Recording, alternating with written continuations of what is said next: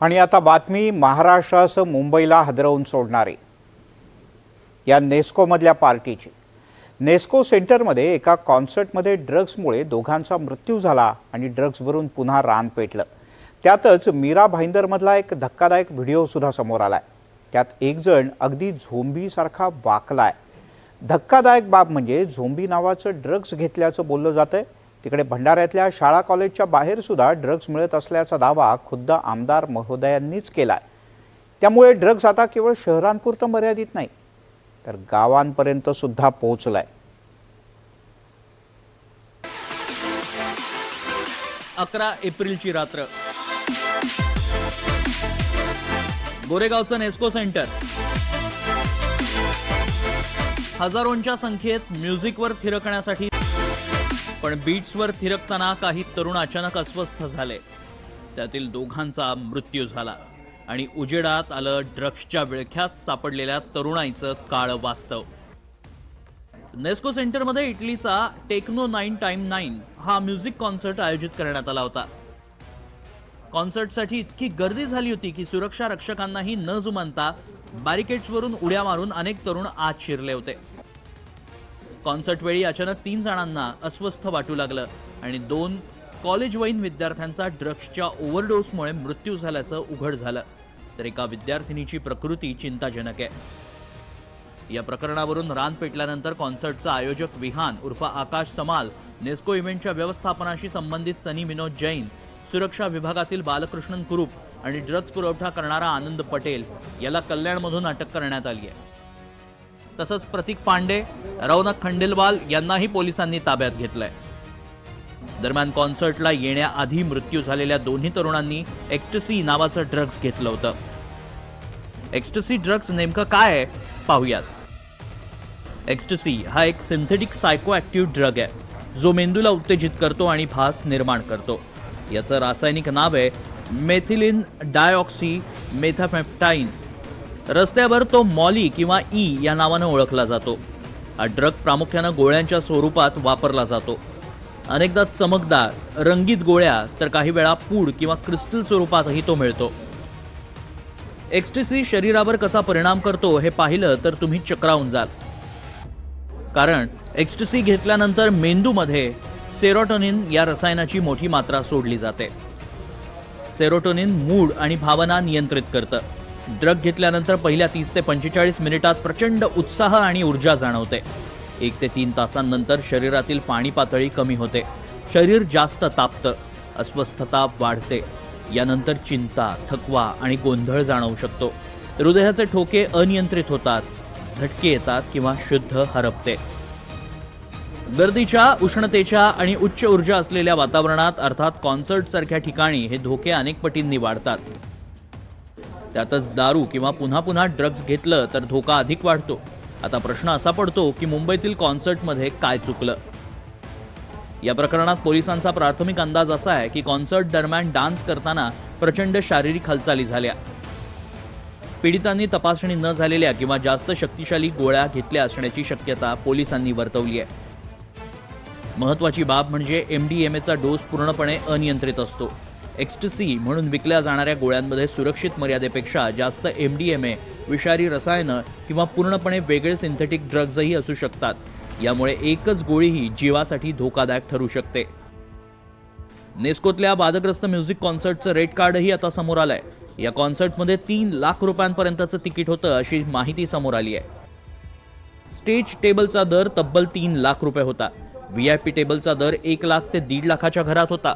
बॅकस्टेजचा दर 5,999 रुपये, तर VIP पासची किंमत होती 2,500 पासून 10,000 पर्यंत। या प्रकरणात आता अजून एक धक्कादायक बाब समोर आली आहे। कॉन्सर्ट वेळी तरुणांना कुरिअरद्वारे एका ॲपच्या माध्यमातून हे ड्रग्ज पुरवण्यात आलं आणि तो पुरवणारा होता आनंद पटेल।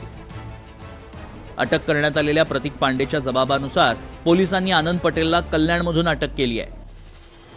दरम्यान नेस्कोमध्ये पार पडलेल्या कॉन्सर्टसाठी सगळ्या परवानग्या घेण्यात आल्या होत्या।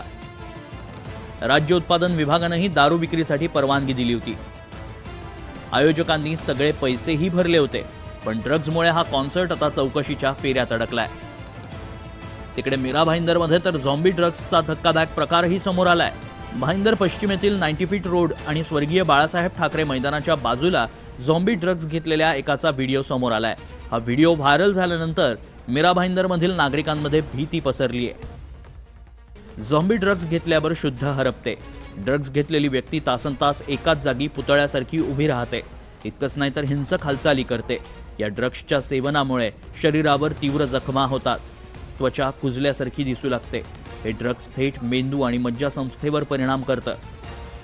अशा पद्धतीने जर हा ड्रग्स पूर्ण युवामध्ये पसरला तर परिवार उद्ध्वस्त होतील आणि ह्या ड्रग्सवर आटोक्यात आणण्यासाठी प्रशासनाने कठोराच्या कठोर प्रयत्न करून पाऊल उचलून याच्यावर बंदी आणायला पाहिजे. मी पोलीस प्रशासनाला पण विनंती केली आहे की तुम्ही हे जे ड्रग्स सप्लाय करणारे यांच्यावरती स्ट्रिक्ट ॲक्शन घ्या आणि असं काय होत असेल तर काळजी घ्या. अदरवाईज हे जर फोपवलं ना तर कंट्रोल करताना भारी पडेल. ज़ॉम्बी ड्रग्स के प्रकार जो थे बाकी के स्टेट्स में हमें देखने मिल रहे थे, उत्तर प्रदेश, बिहार, दिल्ली. अब इसका जो ज़ॉम्बी ड्रग्स वाला एलिजेड ज़ॉम्बी ड्रग्स का जो प्रकार जो सोशल मीडिया पे वायरल हो रहा है, क्या ये मीरा रोड में भी आ चुका है, मीरा भाईंदर में भी क्या इसका प्रसार हो चुका है? मैंने एडमिनिस्ट्रेशन से रिक्वेस्ट किया है कि इसका वो तातड़ीने इसका दखल लेवे, इसका कॉग्निजेंस लेवे और ये ज़ॉम्बी ड्रग्स का क्या प्रकार है उसका कॉग्निजेंस लेते हुए उस पर यथोचित कार्रवाई करें. त्यामध्ये आमचे प्रत्येक पोलीस स्टेशनला जे डिटेक्शन टीम्स आहेत प्लस आमच्या कमिशनरेटमध्ये जे DCP क्राईमचं जे ऑफिस आहे त्याच्यामध्येही NDPSचे सेल्स आहेत. यांनी ह्याच्यावरती कडक कारवाई करत आहात आणि तुम्ही जर पाहिलं 2025 मध्ये सगळ्यात जास्त NDPSच्या विरोधात कारवाया ह्या मीरा भाईंदर पोलीस कमिशनरेटमध्ये झालेल्या आहेत. मुंबईतल्या या 2 ताज्या घटनांमुळे तरुणाई किती मोठ्या प्रमाणात ड्रग्जच्या आहारी जातीये याचं भीतीदायक वास्तव समोर आलंय. यावर बोलताना अंमली पदार्थ विरोधी पथकाचे निवृत्त पोलीस अधिकारी बबन सानप यांनी दिलेली माहिती अजूनच धक्कादायक आहे. पोलीस दलामध्ये देखील असे 50% वरती जबाबदारीने मी बोलतो 50% जास्त अधिकारी किंवा अंमलदार आहेत ज्यांना ड्रग काय आहे, ड्रग कसं ओळखायचं याची बिलकुल कल्पना नाही. तुम्ही एखाद्या ठिकाणी धाड टाकायला गेला तर त्या ठिकाणी ही जी वस्तू तुम्हाला समोर दिसते ही ड्रग आहे का याचं सुद्धा आयडेंटिफिकेशन तुम्हाला नाही आहे. तपास ही नंतरची गोष्ट आहे. हे मर्यादित नाही राहिलेलं आता. याचा जो प्रसार आहे हा खूप झपाट्यानं वाढतो आहे आणि याच्यावर वेळेत जर तुम्ही कंट्रोल नाही केलं तर परिस्थिती अजून भयानक होणार आहे. तुम्ही जर आज बघितलं तर इवन शाळा आहे, कॉलेज आहेत, याच्या आसपास ज्या पानटपऱ्या वगैरे आहेत ना या पानटपऱ्यांवर सुद्धा कारवाई व्हायला पाहिजे. करतातही, परंतु त्या ठिकाणी मला तरी असं वाटतं की आपण त्या ठिकाणी कमी पडतो. धक्कादायक बाब म्हणजे ड्रग्ज आता मुंबई पुण्यासारख्या शहरात मर्यादित राहिलेलं नाही तर राज्याच्या ग्रामीण भागालाही ड्रग्जचा विळखा पडलाय. भंडारा जिल्ह्यातही मोठ्या प्रमाणात MD ड्रग्जची विक्री होतीये. MDच्या आहारी जाऊन शाळकरी मुलांचं भविष्य बर्बाद होत असल्याचं खासदार प्रशांत पडोळे म्हणालेत. त्यावर गृहराज्यमंत्री पंकज भोयर यांनी अधिकाऱ्यांना गंभीर इशारा दिलाय. शाळेमध्ये साहेब छोटे 7वी, 8वी, 9वी, 10वीच्या मुलांना जेव्हा MD ड्रग्ज येतात साहेब त्याच्यावर साहेब कारवाई झाली पाहिजे साहेब. मी आपल्याला विनंती करतो साहेब, सेंट पीटर शाळा असो, सेंट पॉल शाळा असो, गुरुकुल शाळा असो,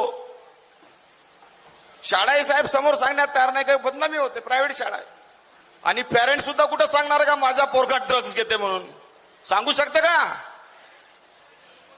म्हणून म्हणतो आपणास विनंती करतो साहेब का एक अशी समिती तयार करा, अशी टीम तयार करा का जेणेकरून यांना पकडल्या जाईल. मोठा रॅकेट आहे साहेब. नशेचं प्रमाण त्या ठिकाणी वाढलेलं दिसते, परंतु सरकार देखील त्या ठिकाणी संवेदनशील आहे. याच्यावर नियंत्रण आणण्याकरता गृहराज्यमंत्री म्हणून मी आपल्याला सांगतो की अँटी नार्कोटिक्स पॉलिसी त्या ठिकाणी माननीय मुख्यमंत्र्यांनी आणली आणि जर का कुठलाही अधिकारी त्या ठिकाणी दिसला तर त्याला तातडीनं निलंबित करण्याचा शासन निर्णय देखील ह्या राज्याच्या मुख्यमंत्र्यांनी त्या ठिकाणी निर्गमित केलेला आहे. ड्रग्जवरून विरोधी पक्षाच्या नेत्यांनी सरकारवर जोरदार हल्ला चढवलाय. महाराष्ट्राचा उडता महाराष्ट्र करण्याचा डाव असल्याचा घणाघात काँग्रेस प्रदेश अध्यक्ष हर्षवर्धन सपकाळांनी केलाय. तर ठाकरे गटाच्या सुषमा अंधारे यांनी थेट मुख्यमंत्र्यांवर निशाणा साधलाय. महाराष्ट्राला डुबता महाराष्ट्र करण्याचं जो सापळा रचला गेला आहे त्याची ही कुठे ना कुठे पावती, त्याचे पुरावे या निमित्तानं गोरेगाव प्रकरणाच्या माध्यमातून मिळाले.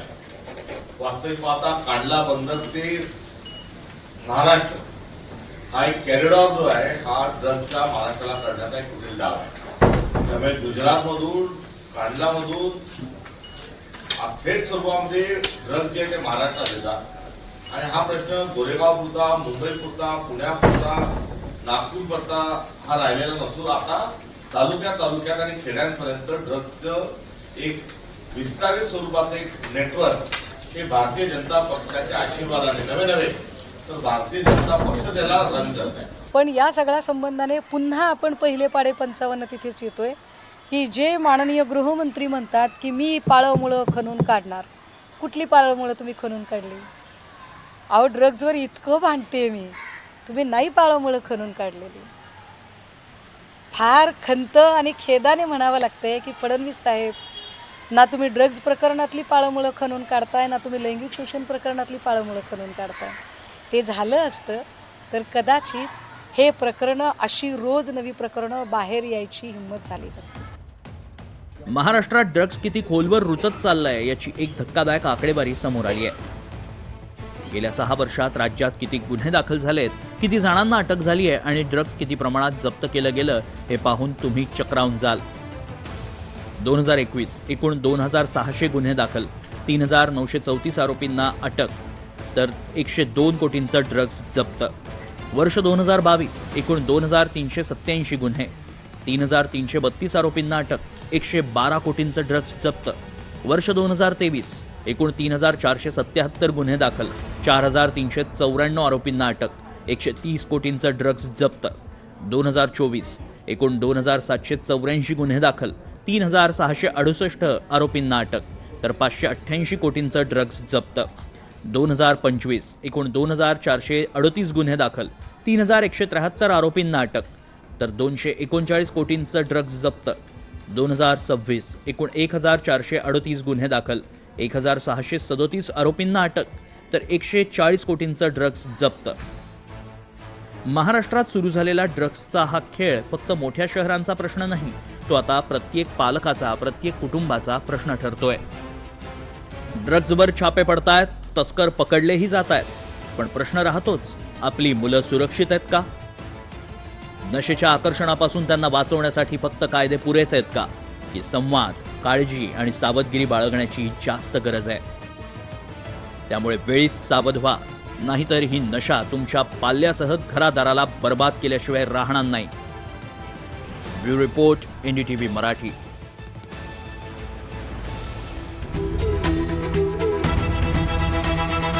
हे आहे NDTV आणि आपण पाहत आहात NDTV मराठी.